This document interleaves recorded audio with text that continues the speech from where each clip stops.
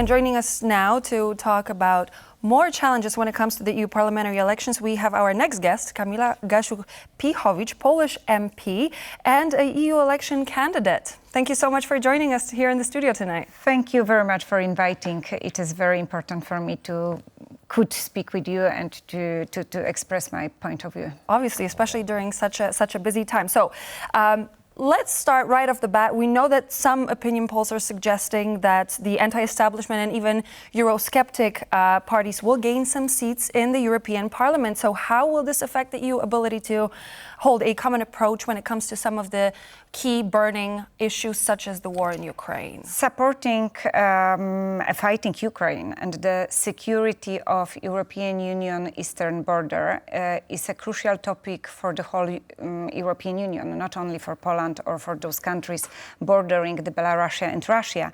So in my opinion, it is not possible to form any coalition with the political groups which challenging this idea, this policy. The EPP still will remain the biggest group in the European Parliament.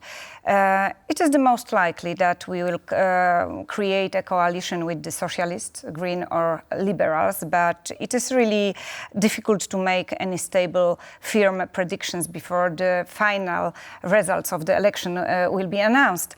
But illiberal and Eurosceptic parties may be increasingly popular in Europe, but this what is important, that they don't have any, in my opinion, coalition capacity. It will be difficult for them simply to maintain even the internal integrity, because they have so many cases that strongly divided these parties from inside. And a good example of such subject is support for Ukraine.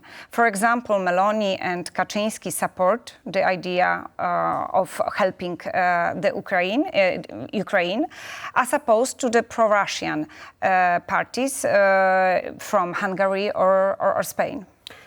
Right, which brings us right to Hungary. I mean, let's call out Hungary for what it is now. Last week, Foreign Minister Sikorski expressed his frustration in Prague at the NATO foreign ministers meeting, saying pretty much he's sick and tired of Hungary continuously blocking aid for Ukraine and standing in the way. Hungary even wants to make a special little pocket out of NATO so that it doesn't have to participate in any outside activities for NATO. So the question now stands, what do we do about Hungary? I strongly support any tough actions towards or against Viktor Orban, both because of the violation of democratic standards principles in Hungary, but also as a result of his openly pro-Russian course in both ways. Mr. Orban is endangering European Union at the moment, and we simply cannot passively observe such behavior. Because I was very strongly involved in the fight for rule of law in Poland, I know how important for us was assertive, firmly consequent position of European Union's institutions in our fight to remove the populist right-wing parties from power in Poland. So I want the Commission to remain such consequent, such tough in reacting to Orban behavior and actions. In Poland, you know, we nowadays see a shocking extent of clientelism and corruption, which was exhibited by the PiS government. And I'm concerned that Fidesz, being a twin party with PiS, could show similar behavior in the following months and even years. That's the reason that we should have a very close eye on this, what is happening in Budapest.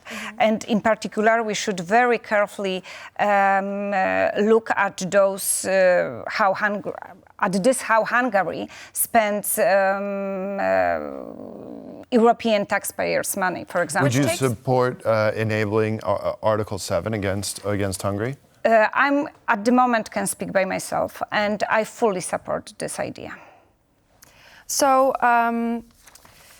we spoke about Hungary. We're looking into this European parliamentary election. What alliances is the EPP actually prepared to make to maintain the European unity? Because I think the unity is actually a very important question here as of now. Yes, of course, but when it comes to all those discussions about treaty changes, I think that we should underline that approximately 90% of voting proceedings in the European Union we could apply to those qualified majority voting procedure. Controversies surround mainly only specific cases, like, for example, sanctions. But this procedure can be also changed without changing the Lisbon Treaty. It's enough to all countries to agree simply that they are going into qualified majority voting.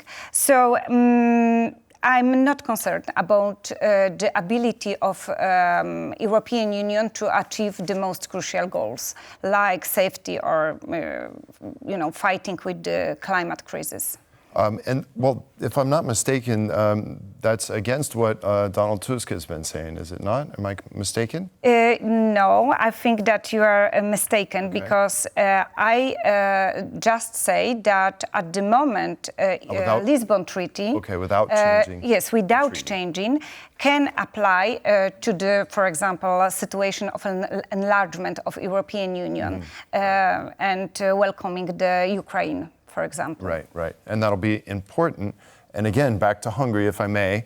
Hungary assumes the presidency coming up very soon. Yeah.